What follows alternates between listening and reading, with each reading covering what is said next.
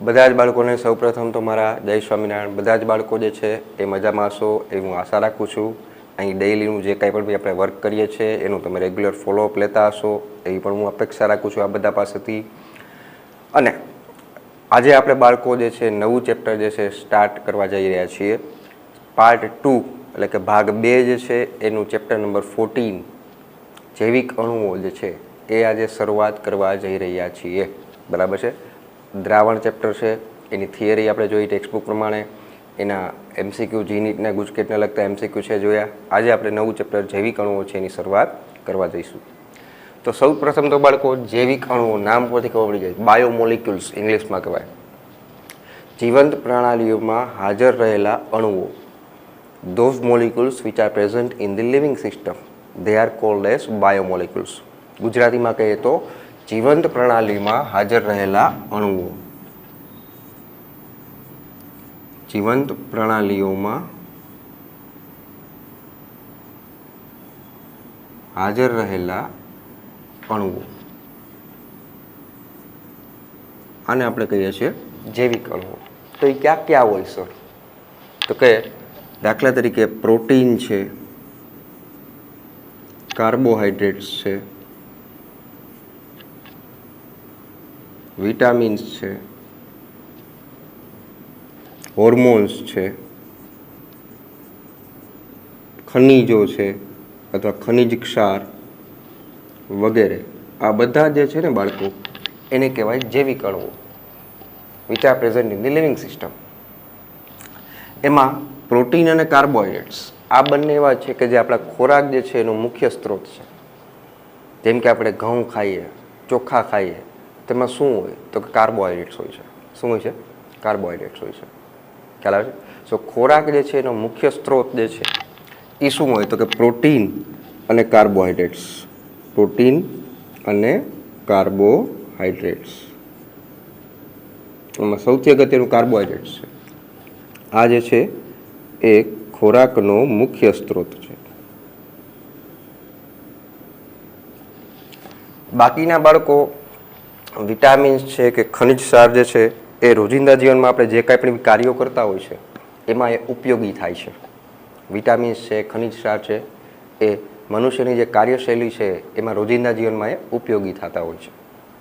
અને જે પોલિસેકેરાઇડ્સ, કાર્બોહાઈડ્રેટ્સ જે છે એમાં એક પ્રકાર આવશે પોલિસેકેરાઇડ્સ. જેમ કે ગ્લાયકોજન છે, સ્ટાર્ચ જે છે એ પોલિસેકેરાઇડ્સ છે. બરાબર છે? આપણે આગળ આ ચેપ્ટરમાં ભણશું. આ બધા શું છે તો કે ઉર્જાનો એક સ્ટોર હાઉસ છે કે આપણને ઉર્જા જે છે એ પૂરી પાડે છે. શું કરે છે? એ ઉર્જા પૂરી પાડે છે. અને સામાન્ય રીતે આ બધા શેના બનેલા હોય છે તો કે carbon, hydrogen, oxygen, sulphur, nitrogen વગેરે તત્વો જે છે આ જૈવિક અણુઓમાં હાજર હોય. ટૂંકમાં આના બનેલા હોય છે. બરાબર? તો આમાં સૌથી અગત્યનું પહેલું આપણે જોશું બાળકો કાર્બોહાઈડ્રેટ્સ.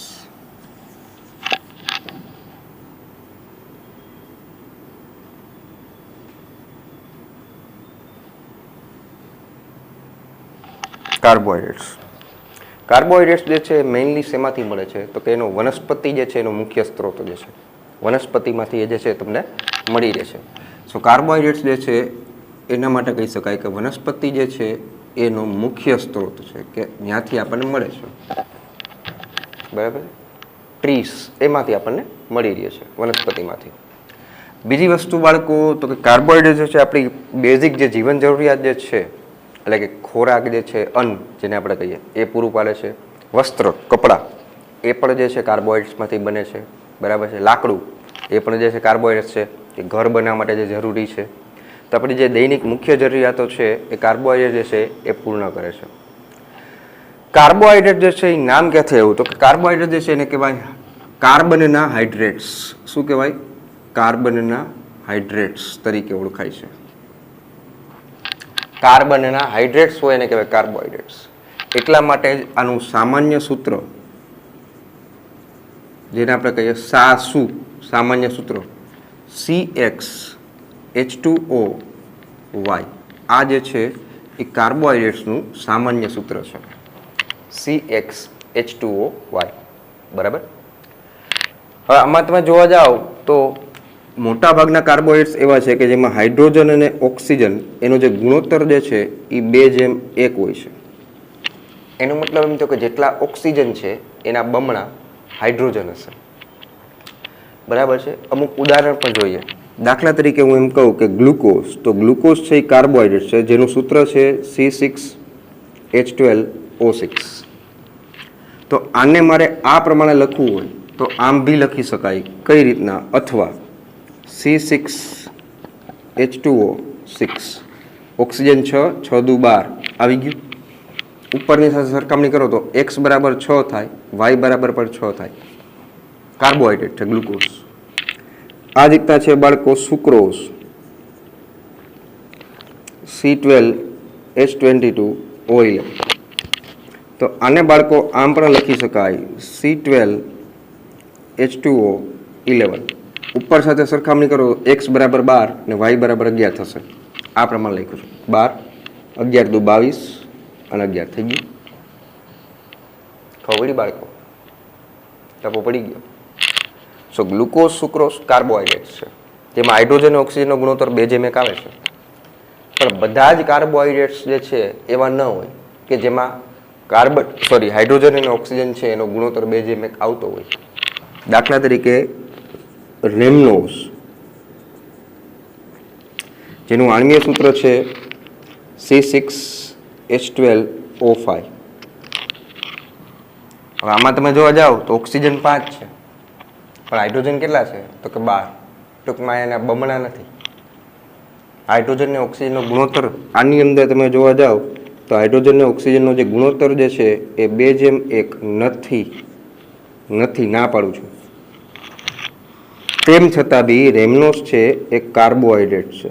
શું છે? કાર્બોહાઈડ્રેટ છે. ટૂંકમાં બધા જમાં આ હાઇડ્રોજન અને ઓક્સિજનનો ગુણોત્તર જે છે એ 2:1 લાગુ પડે એવું જરૂરી નથી. અમુક સંયોજનો એવા પણ છે કે જેમાં હાઇડ્રોજન અને ઓક્સિજનનો ગુણોત્તર 2:1 હોવા છતાં બી એ કાર્બોહાઈડ્રેટ નથી. એનું પણ આપણે ઉદાહરણ જોઈ લઈએ બાળકો.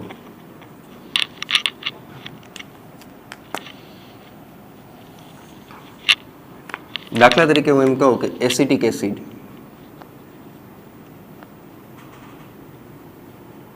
એટલે CH3COOH. આમાં હાઇડ્રોજન છે એ કેટલા છે? તો કે 4. ઓક્સિજન છે એ કેટલા છે? તો કે 2. હાઇડ્રોજન અને ઓક્સિજનનો ગુણોત્તર 2:1 છે પણ એ કાર્બોહાઈડ્રેટ નથી. અહીંના ફોર્માલ્ડિહાઇડ,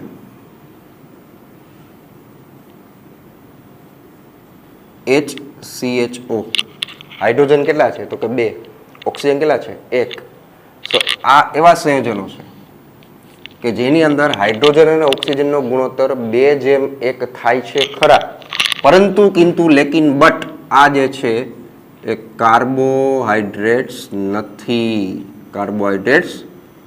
નથી. તો મોટા ભાગમાં જોવા મળે છે કે હાઇડ્રોજન અને ઓક્સિજનનો ગુણોત્તર 2:1 છે એ જોગાનું જોગ કહી શકાય. જેમ કે રેમનોઝ કાર્બોહાઈડ્રેટ છે પણ આમાં 2:1 ગુણોત્તર નથી થતો. પહેલામાં 2:1 હાઇડ્રોજન અને ઓક્સિજનનો ગુણોત્તર થાય છે પણ એ કાર્બોહાઈડ્રેટ્સ નથી. ખબર પડી?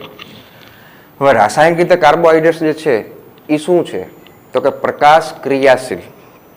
કેવા? પ્રકાશ ક્રિયાશીલ પોલીહાઇડ્રોક્સી આલ્ડીહાઇડ અથવા પોલીહાઇડ્રોક્સી કીટોન્સ અથવા એવા સંયોજનો કે જેના જળ વિભાજનથી તમને પોલીહાઇડ્રોક્સી આલ્ડીહાઇડ અથવા પોલીહાઇડ્રોક્સી કીટોન્સ મળતા હોય. સો કાર્બોહાઈડ્રેટ્સ જે છે બેઝિકલી એમ કહી શકાય કે બીજું કંઈ નથી. કાર્બોહાઈડ્રેટ છે એ શું છે? તો કે કાં તો પોલીહાઇડ્રોક્સી આલ્ડીહાઇડ અથવા કહી શકાય કે પોલીહાઇડ્રોક્સી કીટોન્સ અથવા એવા સંયોજનો જેના જળ વિભાજનથી પોલીહાઇડ્રોક્સી આલ્ડીહાઇડ અથવા પોલીહાઇડ્રોક્સી કીટોન્સ જે છે એ મળતા હોય. જેના જળ વિભાજનથી પોલીહાઇડ્રોક્સી આલ્ડીહાઇડ્સ અથવા કીટોન્સ પોલીહાઇડ્રોક્સી કીટોન્સ મળતા હોય. તો આવા સંયોજનોને કહેવાય કાર્બોહાઈડ્રેટ્સ. શું કહેવાય? કાર્બોહાઈડ્રેટ્સ. ખ્યાલ આવ્યો બાળકો? કાર્બનના હાઇડ્રેટ્સ તરીકે ઓળખાય. એનું સામાન્ય સૂત્ર છે CxH2O. અને છે શું બેઝિકલી રાસાયણિક રીતે એ શું છે તો કે પ્રકાશ ક્રિયાશીલ પોલીહાઇડ્રોક્સી આલ્ડિહાઇડ અથવા પોલીહાઇડ્રોક્સી કીટોન. પોલી મીન્સ એક કરતાં વધારે, હાઇડ્રોક્સી મીન્સ કે જેમાં OH સમૂહ હોય અને મુખ્ય સમૂહ તરીકે કાં તો આલ્ડિહાઇડ હોય અને કાં તો કીટોન હોય છે. ખ્યાલ આવી ગયો બાળકો? સો પોલી મીન્સ એક કરતાં વધારે, ઘણા બધા. હાઇડ્રોક્સી મીન્સ કે જેમાં OH સમૂહ હોય અને આલ્ડિહાઇડ એટલે CHO સમૂહ, કીટોન્સ એટલે CO સમૂહ. બરાબર છે? તો આ જે છે એ રાસાયણિક રીતે કાર્બોહાઈડ્રેટ્સ કહેવાય. આના મોટાભાગના કાર્બોહાઈડ્રેટ્સ જે છે એ કેવા હોય છે તો કે ભાઈ આમ જોવા જઈએ તો એને શર્કરા તરીકે પણ ઓળખવામાં આવે છે. કેમ તો કે સ્વાદે ગળિયા હોય છે. તો સ્વાદે જે છે એ કેવા હોય છે તો કે ગળિયા હોય છે, મીઠા હોય છે, એકદમ સ્વીટ ગળિયા. એટલા માટે એને શર્કરા તરીકે ઓળખાય છે. કઈ રીતના ઓળખાય છે? શર્કરા તરીકે. ખ્યાલ આવી ગયો બાળકો? તો આ હતું કાર્બોહાઈડ્રેટ્સનું બેઝિક બધું. બરાબર છે? ત્યારબાદ આપણે એનું વર્ગીકરણ જે છે એ હમણાં આપણે આગળ જોશું. તો ચાલો બાળકો, આનો સ્ક્રીનશોટ છે એ તમે પાડી લ્યો.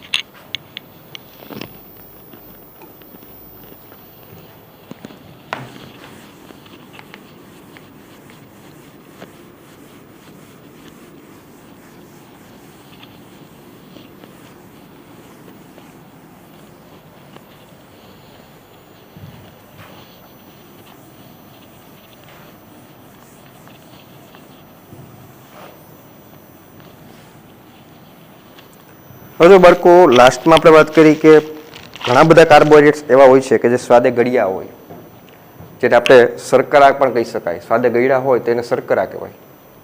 બરાબર છે? સ્વાદે ગળ્યા ન હોય તો એને બિનશર્કરા અથવા અશર્કરા પણ કહેવાય. અને મોટાભાગના કાર્બોહાઈડ્રેટ સ્વાદે ગળ્યા હોવાથી એને સેકેરાઇડ્સ તરીકે પણ ઓળખાય છે. શું કહેવાય છે? સેકેરાઇડ્સ. સેકેરાઇડ્સ તરીકે પણ ઓળખાય છે. દાખલા તરીકે બાળકો આપણે ટેબલ સુગર કહીએ. એ ટેબલ સુગર એટલે બીજું કાંઈ નહીં, ઘરમાં વપરાતી ખાંડ. એનું બીજું નામ છે સુક્રોઝ. આપણે દ્રાવણ ચેપ્ટરમાં સુક્રોઝ આવતું ને એ આ ખબર પડી. પછી દૂધમાં આધાર હોય એ શર્કરા, મિલ્ક, દૂધમાં રહેલ શર્કરા એ કઈ હોય તો કે લેક્ટોઝ. 1 માર્ક MCQ કે નીચેનામાંથી કઈ શર્કરા દૂધમાં હાજર હોય તો એ છે લેક્ટોઝ. ખબર પડી? નીચેનામાંથી કોને ટેબલ સુગર તરીકે ઓળખવામાં આવે છે? સુક્રોઝ અથવા ખાંડ. ખ્યાલ આવ્યો બાળકો? તો નેક્સ્ટ જોઈએ બાળકો કાર્બોહાઈડ્રેટ્સનું વર્ગીકરણ.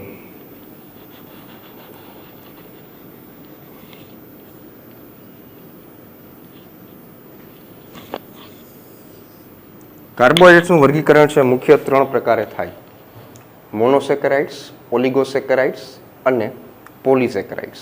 પણ એ શેના આધારે થાય તો કાર્બોહાઈડ્રેટ્સનું વર્ગીકરણ છે એ જળ વિભાજનથી મળતી નિપજના આધારે, જળ વિભાજનથી મળતી નિપજના આધારે 3 પ્રકારે એનું વર્ગીકરણ તમે કરી શકો છો. કોનું? કાર્બોહાઈડ્રેટ્સનું. એમાં પહેલું જે છે એને કહેવાય મોનોસેકેરાઇડ્સ.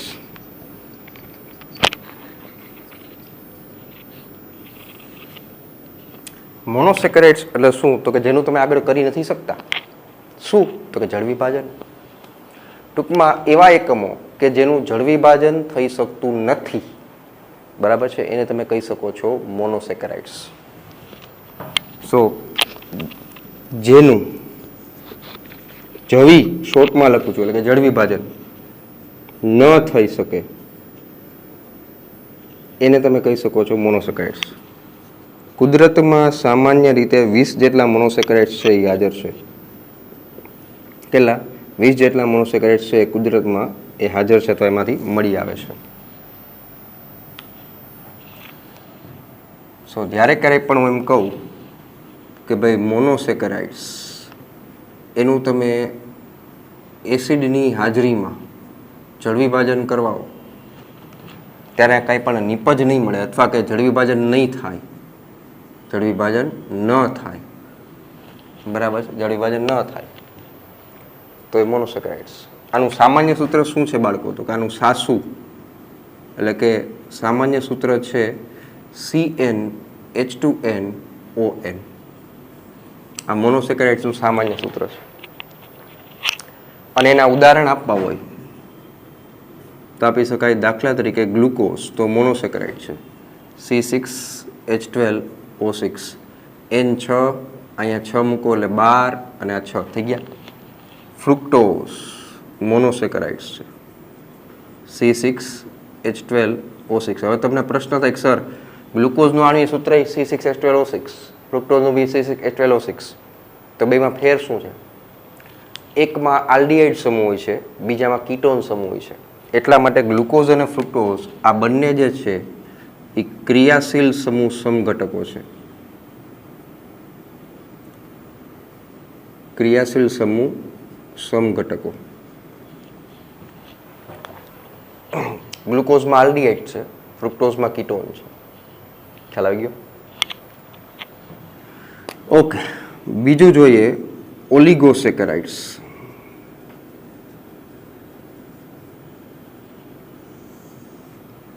ઓલિગોસેકેરાઇડ્સ કોને કહેવાય? તો કે જેના જળ વિભાજનથી 2 થી લઈને 10 મોનોસેકેરાઇડ્સના અણુઓ ઉત્પન્ન થતા હોય તો એને કહેવાય ઓલિગોસેકેરાઇડ્સ.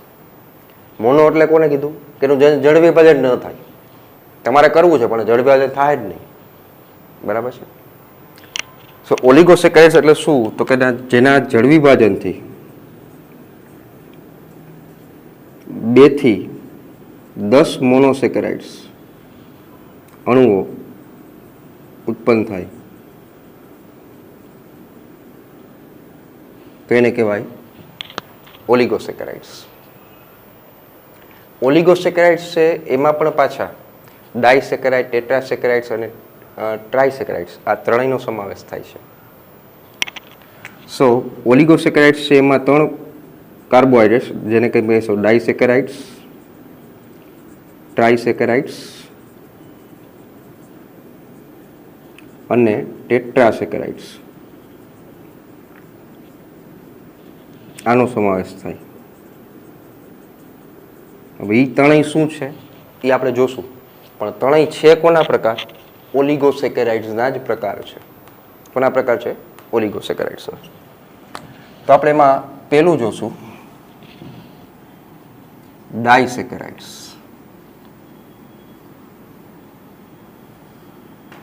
નામ પરથી ખબર પડી જાય. ડાય મીન્સ 2.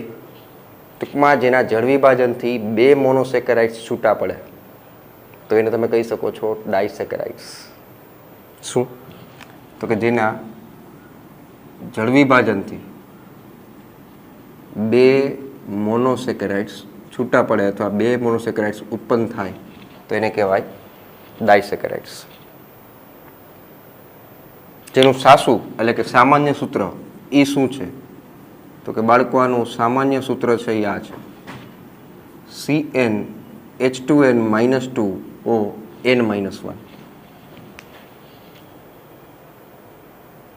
એનું સૂત્ર છે. કોનું? તો કે ડાયસેકેરાઇડ્સ. દાખલા તરીકે આને મારે ઉદાહરણ આપવા હોય તો આપી શકાય.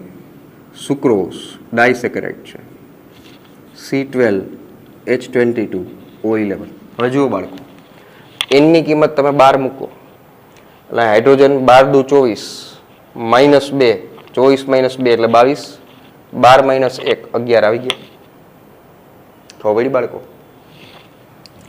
હજી કોઈ બીજું ઉદાહરણ આપવું હોય તો સુક્રોઝની બદલે બીજું આપી શકાય માલ્ટોઝ. આનું પણ આણ્વીય સૂત્ર C12H22O11. ડાયસેકેરાઇડ છે. શું છે? ડાયસેકેરાઇડ્સ. લેક્ટોઝ ડાયસેકેરાઇડ છે. આનું પણ આણ્વીય સૂત્ર C12H22O11. ત્રણેયના આણ્વીય સૂત્ર સરખા છે, પરંતુ દરેકના જળ વિભાજનથી મળતી નિપજ છે ને એ જુદી જુદી હોય છે. બરાબર છે. પહેલાં તો આ તમને સમજાવી દઉં કે ડાયસેકેરાઇડ જે છે, દાખલા તરીકે હું એમ કહું કે ડાયસેકેરાઇડ છે એનું તમે જળ વિભાજન કરો છો, સો પ્લસ H2O એસિડની હાજરીમાં H+ની હાજરીમાં જળ વિભાજન થાય કે અહીંથી તમને શું મળશે તો કે 2 મોનોસેકેરાઇડના અણુઓ મળે. પછી એ જે 2 મોનોસેકેરાઇડના અણુઓ છે એ સરખા પણ હોય અથવા જુદા પણ હોઈ શકે છે. ટૂંકમાં કવિ એવું કહે છે કે અહીંયા મળતા જે 2 મોનોસેકેરાઇડના અણુઓ છે એ સમાન પણ હોઈ શકે છે અથવા જુદા પણ હોઈ શકે. ખ્યાલ આવ્યો? એ હમણાં ત્રણેયનું જળ વિભાજનથી મળતી નિપજ કહું એટલે તમને ખ્યાલ આવશે. ખ્યાલ આવી ગયો બાળકો? સો 2 મોનોસેકેરાઇડના અણુઓ મળ્યા ખરા, પણ એ સરખા પણ હોય અથવા જુદા પણ હોય. દાખલા તરીકે આપણે સુક્રોઝ લઈએ તો એમાં કાર્બન 12 છે, તો સુક્રોઝનું જળ વિભાજન કરતાં એક ગ્લુકોઝ અને એક ફ્રુક્ટોઝ છૂટો પડે. તો ગ્લુકોઝમાં 6 કાર્બન, ફ્રુક્ટોઝમાં બી 6 કાર્બન, સો 12 થઈ ગયા. ખ્યાલ આવી ગયો બાળકો? તો હમણાં આનું ઉદાહરણ આપીશ એટલે ખ્યાલ આવશે. તો ચાલો બાળકો, આનો સ્ક્રીનશોટ છે એ તમે પાડી લો.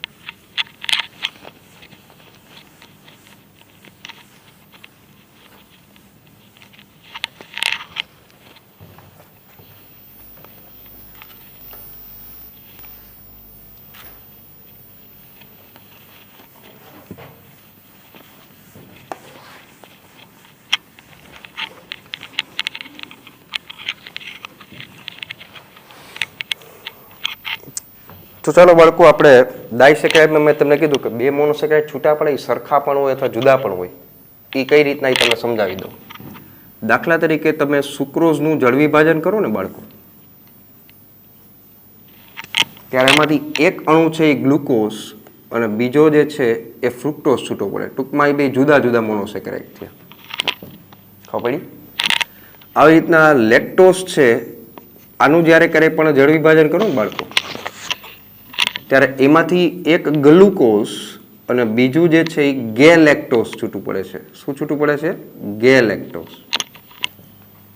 અને જ્યારે ક્યારેય પણ તમે માલ્ટોઝ છે આનું જળ વિભાજન કરશો બાળકો, ત્યારે આમાંથી બંને ગ્લુકોઝ જ છૂટા પડે છે. શું છૂટા પડે છે? Glucose plus glucose.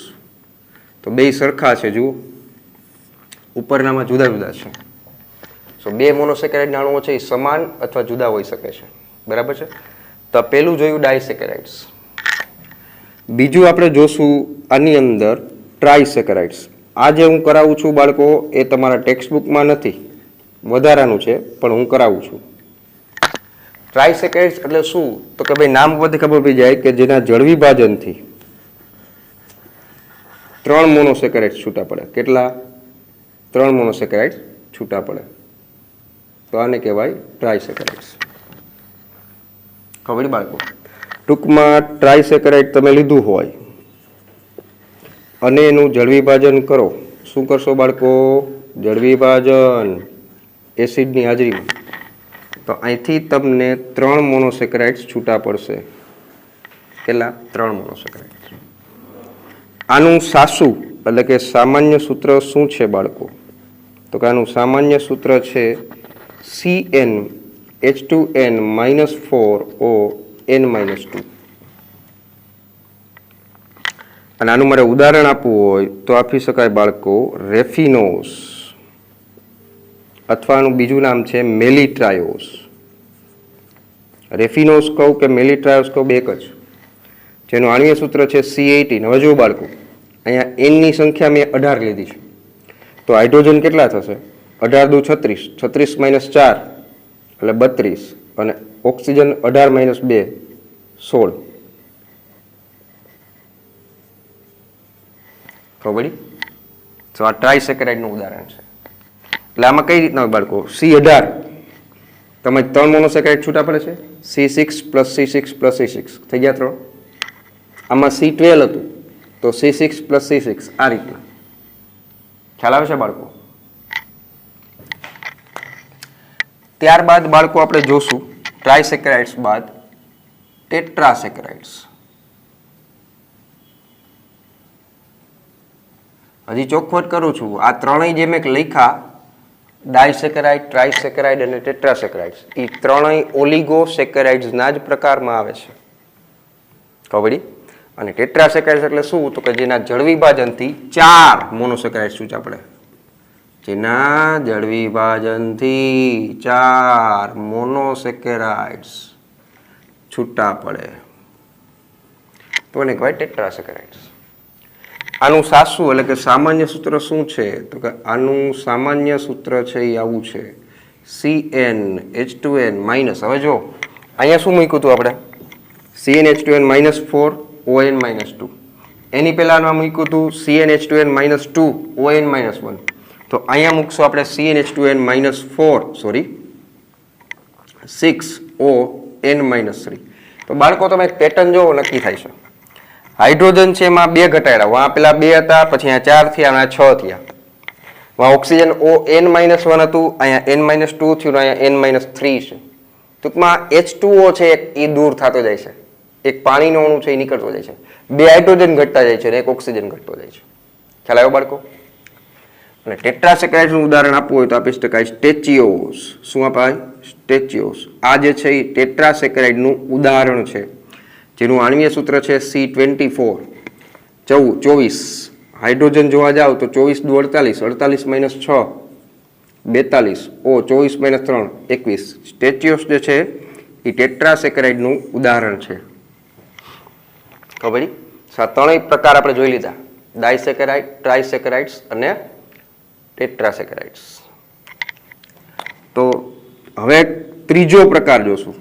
એટલે જો પહેલા આવ્યું મોનોસેકેરાઇડ્સ, બીજું આવ્યું ઓલિગોસેકેરાઇડ્સ અને ત્યારબાદ આવશે એને કહેવાય પોલીસેકેરાઇડ્સ. શું કહેવાય બાળકો? પોલી શબ્દનો મતલબ થાય અનેક, ઘણા બધા. બરાબર છે? અહીંયા આપણે ABC આપી દઈએ એટલે ખ્યાલ આવે. પોલીસેકેરાઇડ્સ, પોલી મીન્સ ઘણા બધા. ટૂંકમાં જેના જળ વિભાજનથી ઘણી બધી સંખ્યામાં મોનોસેકેરાઇડ છૂટા પડતા હોય તો એને કહેવાય પોલીસેકેરાઇડ્સ. ટૂંકમાં જેના જળ વિભાજનથી અનેક મોનોસેકેરાઇડ્સ છૂટા પડે તો એને કહેવાય પોલીસેકેરાઇડ્સ. ખ્યાલ આવી ગયો બાળકો? ટૂંકમાં જ્યારે ક્યારેય પણ પોલીસેકેરાઇડ લ્યો અને એનું તમે કરશો, શું કરશો ભાઈ? તો કે જળ વિભાજન H પ્લસ એસિડની હાજરીમાં, ત્યારે અહીંથી ઘણા બધા મોનોસેકેરાઇડ્સ છૂટા પડે તો એને કહેવાય પોલીસેકેરાઇડ્સ. ખ્યાલ આવે છે બાળકો? આના મારે ઉદાહરણ આપવા હોય તો આપી શકાય દાખલા તરીકે સ્ટાર્ચ, પોલીસેકેરાઇડ્સ, ગ્લાયકોજન,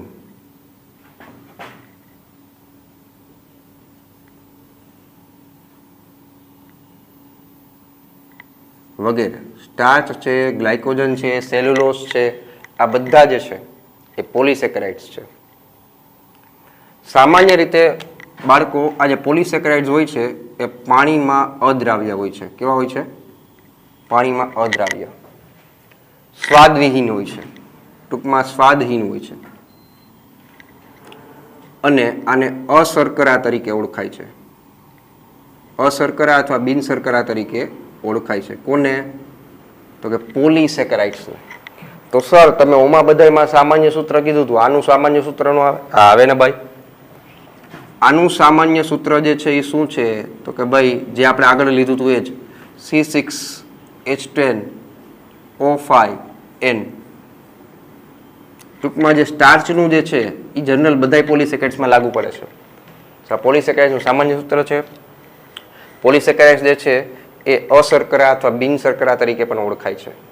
ખ્યાલ આવ્યો છે? તો જ્યારે મોનોસેકેરાઇડ્સ અને ડાયસેકેરાઇડ્સ, મોનો અને ડાયસેકેરાઇડ્સ આ બધા જે છે એ કેવા હોય છે સામાન્ય રીતે? તો કે પાણીમાં દ્રાવ્ય હોય છે, સ્વાદે ગળિયા હોય છે. ગળિયા એટલે કે મીઠા હોય છે, બરાબર છે. અને કારણ કે સ્વાદે મીઠા છે અને પાણીમાં દ્રાવ્ય છે એટલા માટે આ બધા જે છે એ શર્કરા તરીકે ઓળખાય છે. સ્વાદે ગળિયા છે, શર્કરા એટલે કે શુગર. ખ્યાલ આવી ગયો બાળકો? આ જે ગુણધર્મો છે એ પોલિસેકેરાઇડ્સના છે. શેના છે? પોલિસેકેરાઇડ્સ. આ જે લખ્યા એ મોનો અને ડાયસેકેરાઇડ્સના છે. આ જે છે એ તમારી ટેક્સ્ટબુકમાં નથી. ટ્રાયસેકેરાઇડ્સ, ટેટ્રાસેકેરાઇડ્સ કોને કહેવાય એ તમારી ટેક્સ્ટબુકમાં નથી, બરાબર છે. તો એ વધારાનું છે, તમે લખી નાખશો, બરાબર છે. આ ગુણધર્મો છે એ પોલિસેકેરાઇડ્સના છે, આ ગુણધર્મો મોનો અને ડાયસેકેરાઇડ્સના છે. ખ્યાલ આવ્યો? તો અહીંયા આપણે કાર્બોહાઈડ્રેટ્સનું વર્ગીકરણ જે છે બાળકો એ પૂર્ણ કરીએ છીએ, બરાબર છે. અને આજના લેક્ચર માટે પણ બાળકો અહીંયા સુધી આપણે રાખશું. તો આજના દિવસે માત્ર ને માત્ર આટલું રાખશું. તો ચાલો બાળકો, બધા જ બાળકોને ફરી પાછું મારા જય સ્વામિનારાયણ.